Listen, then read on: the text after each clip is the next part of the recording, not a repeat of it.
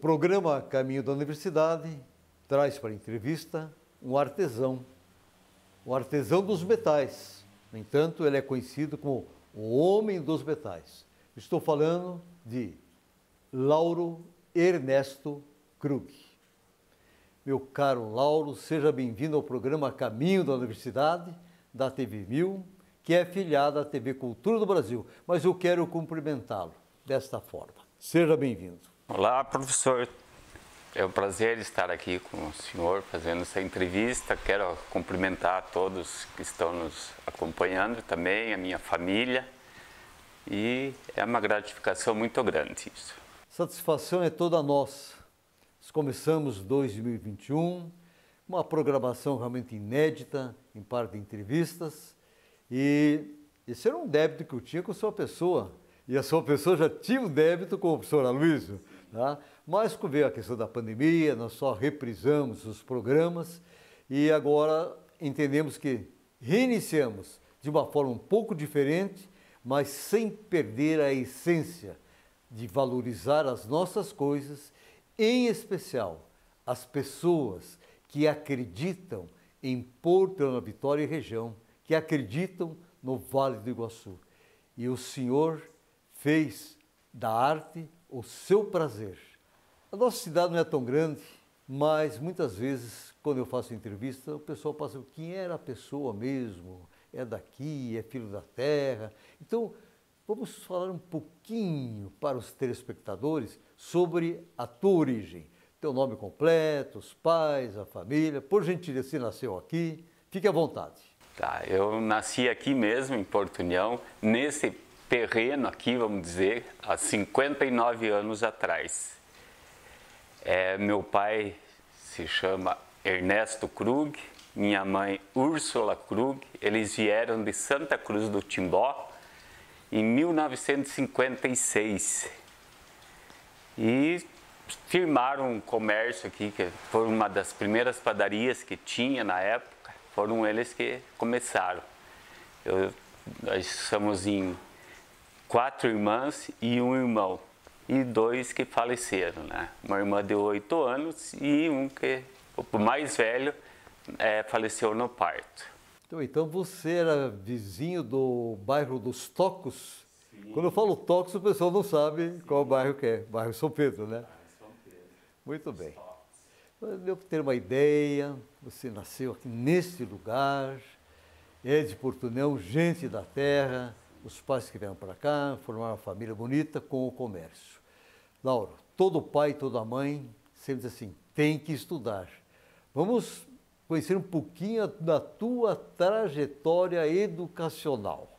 Porque você lida hoje com esses metais, você deve conhecer de química, deve conhecer de física, deve conhecer muito de matemática, para poder exatamente produzir essas coisas maravilhosas que o público já está apreciando.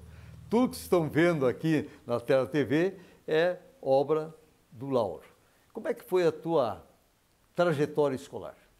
A minha trajetória na escola, do primário, eu gostava muito de estudar. Eu era um bom aluno, me esforçava, gostava de competições e sempre tirava em primeiro lugar. Então, desde o início, não sei se o professor lembra que tinha a Feira de Ciências. Lembro, muito bem. Era no Santos Anjos que tinha sempre, eles faziam as feiras. CIDE, Santos Anjos e outros colégios também do Paraná, e pela importância do despertar realmente do interesse dos alunos. Pode continuar, porque eu interrompo muito. Então eu fiz um rádio galeno. Então eu tirei, até dentre as escolas, eu tirei em primeiro lugar. Então sempre fui criativo nessa época. Daí o tempo foi passando, ficando mais jovem, né? Daí com 14 anos eu fui trabalhar. Então, antes de você entrar na questão de trabalho, Lauro, você falou rádio galeno. Isso. O pessoal assim da minha idade vai entender o que é. Dá para assim dizer o que é esse rádio galeno? Ele era bem difícil de fazer, eu não tinha equipamentos, daí eu fui na Rádio Colmeia, eles me arrumaram os equipamentos. Você colocava o fone no ouvido e ligava num transmissor de rádio e só com uma antena você pegava ele. Não precisava tomada e nada, assim, era direto. Energia nenhuma? Nenhuma, se pegava e pegava direto. Então você sintonizava ele, então era bem legal. Primeiro lugar na Feira de Ciências. Ciências. Muito bem. Olha só. Lauro, e é a tua relação com os colegas, com professores? Sempre uma escola tem aqueles bons alunos, você era um bom aluno, mas também alguns colegas que, por muitas vezes, nos influenciam a coisas que não são tão legais. Como é que foi essa trajetória? Até que ano você estudou? Eu não formei o segundo grau. Nessa época, até eu conheci a minha atual esposa, Marileusa, né? Nós estudávamos no mesmo colégio, no Cido Gonzaga, só que eu numa sala e ela na outra. Ela se formou, eu desenrosquei 3 anos mais ou menos e não quis mais saber. Então parei por ali e não continuei mais os estudos. Mas qual é o motivo que você acabou largando os estudos? Eu tinha uma amizade desde a época do meu trabalho e mesmo fora do trabalho, nos estudos, em vez de eu ir para aula, eu ia fazer festa. Eu, desde jovem, comecei a beber, ia nos bares, fazia até desenhos eu fazia em troca de bebida, né? Então eu gostava de desenhar bastante. Eu fazia personagens do Disney em isopor, em tamanho grande, pintava e daí o pessoal via, gostava e dizia, mas quando você corta, sabe, dá uma dose do uísque aí, tá bom. E ali foi indo anos assim, e o estudo ficou para trás. Eu troquei a companhia das pessoas, dos meus colegas, que na época eram bons, né? Boas companhias na época para mim, e eu troquei tudo, o meu estudo por essas companhias e essa diversão que eu tinha, né? E o que fez o senhor realmente parar com este péssimo hábito? Porque eu quero parabenizá-lo aqui, que o senhor está diante de um público, está assumindo algo do passado aqui, está socializando, falando, porque muitos não têm essa coragem, essa garra, essa vontade e determinação e acabam se entregando para o vício. O que fez com que o senhor realmente disse, não, esse não é o caminho. Por quê? Pelo que o senhor faz, pela família maravilhosa que o senhor tem, o exemplo que tem que dar como esposo e pai, o senhor é um vencedor. O que fez com que o senhor disse, chega, basta, porque sempre serve como uma referência e um exemplo para aqueles que estão mergulhados numa situação dessa? Olha, professor, eu não tinha condições nenhuma de fazer nada mais, eu estava morto. Eu devo tudo isso pela minha esposa, ela que agarrou firme e pegou a coragem, me levou para Curitiba. Eu fiz um tratamento lá de alcoólatras, para internados mesmo. Fiquei 15 dias lá internado. E no dia do aniversário dela, 3 de novembro, ela foi me buscar. Então, ali para frente, eu prometi para ela, ó, eu não tenho nenhum presente para te dar. Mas a partir de hoje eu vou tentar dar a minha sobriedade como um presente para a vida toda.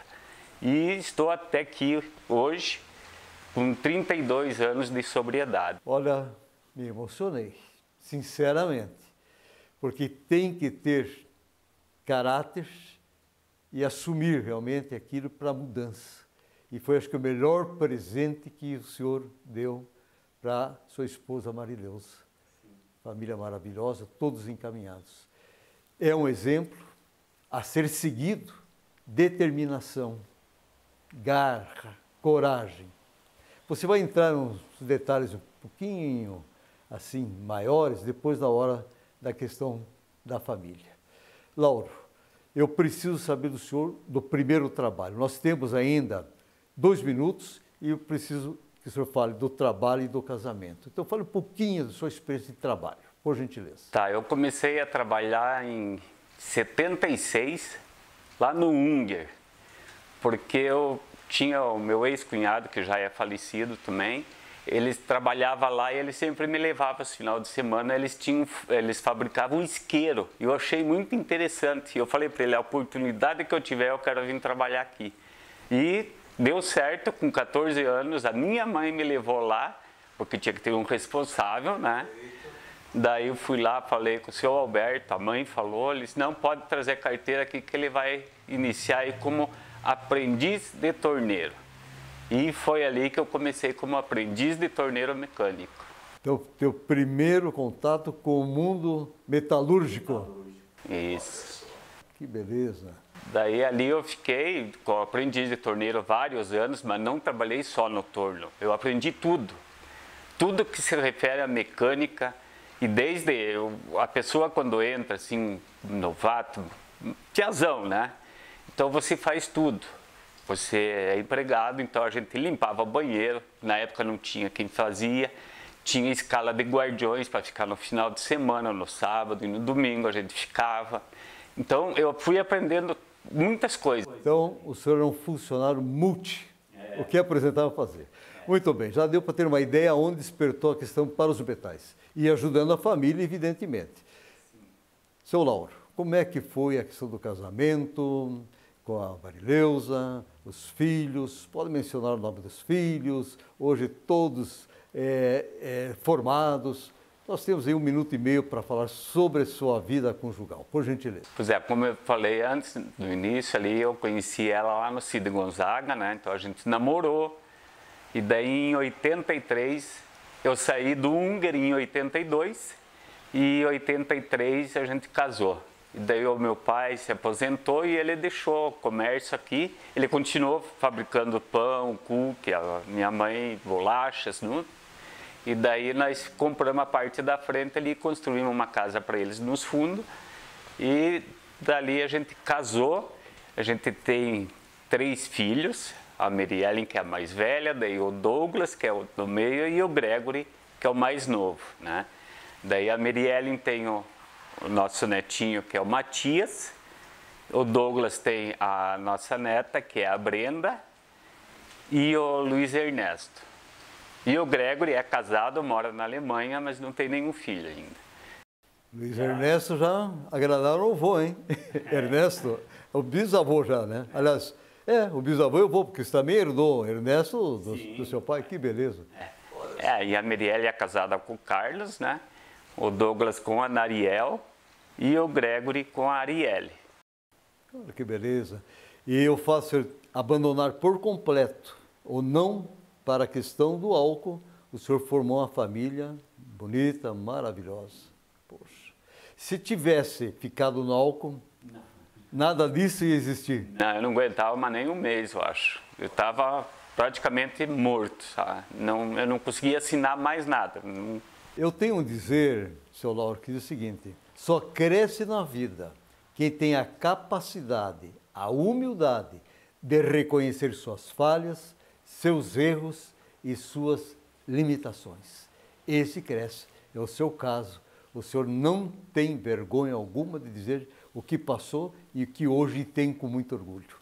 Muito bem, nós vamos ter que encerrar o primeiro bloco, mas eu já irei questioná-lo para o segundo bloco, né? Como é que foi o encontro com a arte? O senhor vai responder depois, ok? Estamos apresentando o programa Caminho da Universidade e hoje estamos entrevistando o senhor Lauro Ernesto Krug, conhecido como o Homem dos Metais. É rapidinho, já retornamos.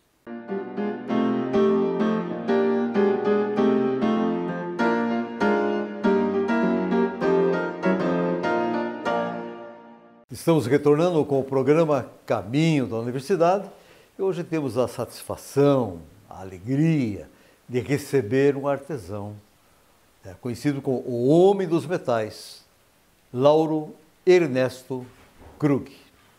Meu caro Lauro, vou lhe perguntar, como foi o seu encontro com a arte, específico os metais? Por gentileza, nos narre toda essa trajetória desse encontro apaixonado que virou pela arte. Nós fomos para a Alemanha visitar o nosso filho Gregory, ele tinha recém-casado, daí a gente foi lá e em Berlim nós estávamos num hotel Eu desci lá embaixo num pátio que eles tinham lá num parque deles, do hotel, e eu vi umas esculturas. Mas antes disso, daí estava conversando com a Marileusa, com o Gregory, com a esposa dele, daí eles falaram, olha pai, agora está na hora de você parar de trabalhar de torneiro mecânico, cumprir horário, essas coisas, todos os seus filhos já estão bem, e realmente a gente foi lá para certificar se estava tudo certo com ele, né? E estava tudo bem, e eu vi essas esculturas, e ali surgiu a ideia, conversando com a Mari, conversando com eles, depois que os nossos 2 filhos aqui, foi resolvido, quer dizer, eu resolvi iniciar essa arte em ferro. Então foi ali que despertou o interesse pela arte. E o senhor lembra o que o senhor viu assim de arte ali? Se eram bustos, ou eram vasos, ou eram qualquer outro objeto de decoração? O que o senhor lembra que viu? Primeiro era um personagem do ET, tipo ele, uma escultura tipo do ET, assim. Daí ali surgiu a primeira ideia, mas daí teve umas bolas, todas cadeiras, uma em cima da outra, mas todas de ferro. E foi ali que eu comecei a me inspirar, né, em fazer alguma coisa diferente. Então, nessa parte mesmo de arte, né. E o senhor lidou anos e anos como torneiro mecânico com resíduos de metais. E com certeza passou um filme na sua cabeça e diz assim, é possível utilizar resíduos de metais para transformar em arte? Foi por aí, né? Foi por aí, tanto que eu uso até hoje ainda. A gente chama o cavaco, né? Perfeito. Que sai da peça. Eu reutilizo para fazer algum acabamento em alguma arte, né?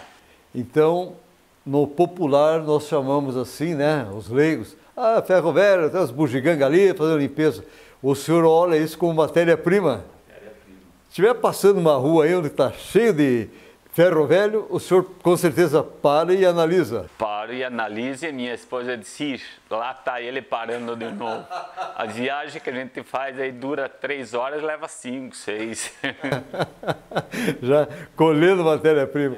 Então o senhor olha uma peça de metal, alguma coisa, não vou dizer peça, um resíduo, né? O senhor já dá um formato em relação à arte, é isso? Isso. Qualquer coisa que eu olhe, eu já transformo ela. Tá, e essa questão da arte, já alguém da família, alguém do passado, da família do senhor que tinha essa habilidade ou despertou realmente o senhor lá no hotel em Berlim? Eu não lembro nenhum parentesco que fizesse arte assim, mas eu já gostava de inventar algumas coisas antes quando eu trabalhava, né? As feiras de ciência talvez despertou esse interesse em criar. Isso, então eu já criava algumas coisas, né? O senhor vê, senhor Lauro, a importância em relação dos alunos, né, de aproveitar o máximo as oportunidades quando estão no processo da construção do conhecimento, porque tudo tem o seu valor, tudo é possível. O que o senhor diria hoje para aqueles que estudam, que o senhor interrompeu devido à questão, mas o senhor é um vencedor hoje, o que o senhor diria para a juventude quando estão indo para o processo da construção do conhecimento? Hoje nós estamos com essa questão não muito presencial em sala de aula, mas o que o senhor diz para os jovens em relação ao estudo? Que eles não parem, mesmo hoje que estão com essa pandemia, procurem livros se não tiver internet, que hoje está bem mais fácil, mas não parem, porque eu me arrependo muito, que eu poderia estar, não reclamo, eu estou muito bem, mas também não sei se teria hoje, estava fazendo isso aqui ou não, né? Então, mas o estudo é principalmente muito importante para a vida da pessoa, né? Ótimo, gostei do ouvir do senhor. A pessoa que sofreu a experiência e hoje está aí dando um conselho para realmente o jovem não errar. Heródoto, pai da história, diz o seguinte: devemos estudar história ou a vida das pessoas, né, para não errarmos, né, não repetirmos os erros do passado. Muito bem. Em relação a essa arte maravilhosa que o senhor cria, o pessoal de casa está vendo, é um abajur, é aí uma homenagem que o senhor fez para o seu filho quando ele se formou em robótica, né? É aqui o Globo da Morte com motocicleta, está lá o brasão da família feito. Quer dizer, tudo que olha de metal à mesa, tudo é trabalho do senhor. O senhor pode enumerar os primeiros trabalhos para que possa ter uma ideia e se despertar? Sim, eu comecei fazendo candelabros para suporte de velas. Daí eu comecei a caminhar também e eu vi uma lixeira, não me lembro qual lugar. Eu disse, mas isso aqui parece um globo. Daí eu fiz o Globo da Morte. Do nada assim surgiu, primeira coisa, o globo. Daí fui vendo outros personagens, daí eu começou profissões também, pintora, professora, daí eu fui fazendo devagar, inclusive fiz para o nosso colega, professor. O senhor falou, agora eu lembrei, inclusive, olha, eu presenteei sobrinhos, meus afilhados, quando curso superior, muitas áreas, direito, a questão de medicina, administração, engenharia, fiquei sabendo da sua arte, isso já faz alguns anos, vim aqui, bolei mais ou menos o que eu estava pensando sobre aquela profissão e o senhor captou de imediato a ideia, essa facilidade do artista. Eles têm algo que somente na profissão deles, eles têm, é peça única. Essa é uma grande vantagem para quem recebe uma lembrança, porque é peça única. E isso fez com que eles, hoje nos seus escritórios, né, nos seus lugares da profissão, eles colocam lá como realmente um troféu. E está assinado por Lauro Ernesto Krug, né? E realmente adoraram, gostaram. Então, são privilegiados. Então, quer dizer, pessoas que querem presentear alguém que se formou, é só chegar aqui, dar ideia. Até na área de comunicação também tive gente que se formou em jornalismo na família, e o senhor bolou um negócio muito bacana também. Tá. E além dessas coisas, em relação à lembrança de formatura, das profissões, o que mais despertou para elaborar?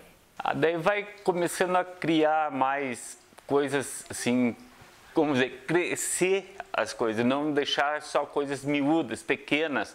Daí eu fiz o Homem Sem Alma, não sei se já ouviu falar.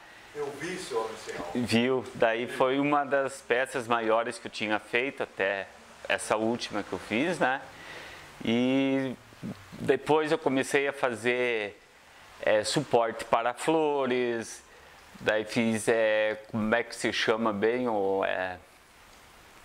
para expor flores de todo que tamanho, painéis de todo que tipo. Então a pessoa vem, é tudo quase que exclusivo, né?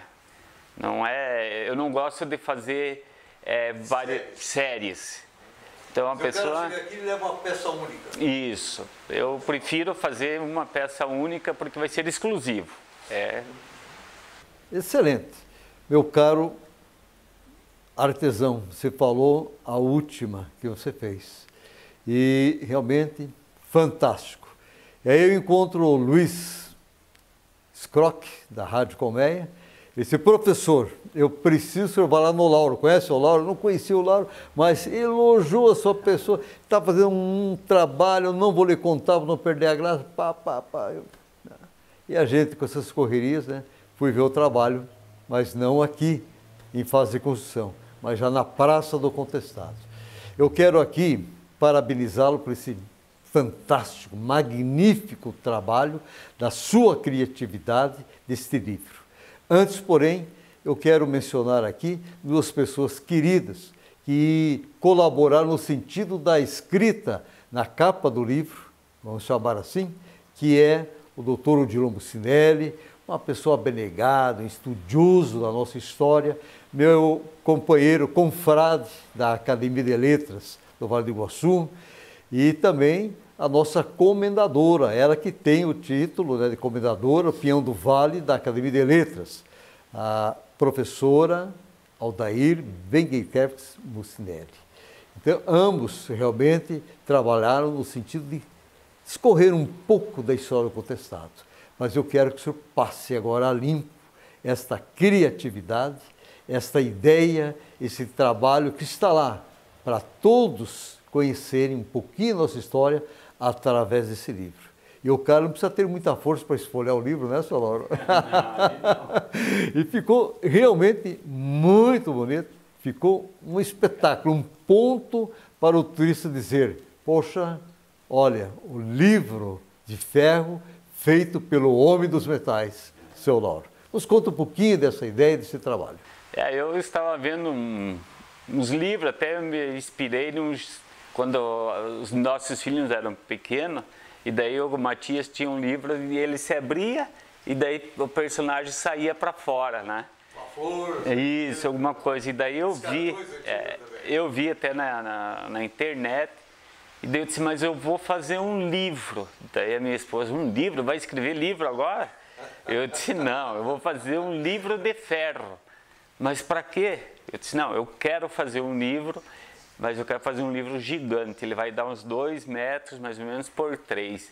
Tá, mas dela, você vai pôr aonde? Eu disse, eu vou pôr na praça. Então tá bom, então faça. E daí eu comecei a imaginar ele.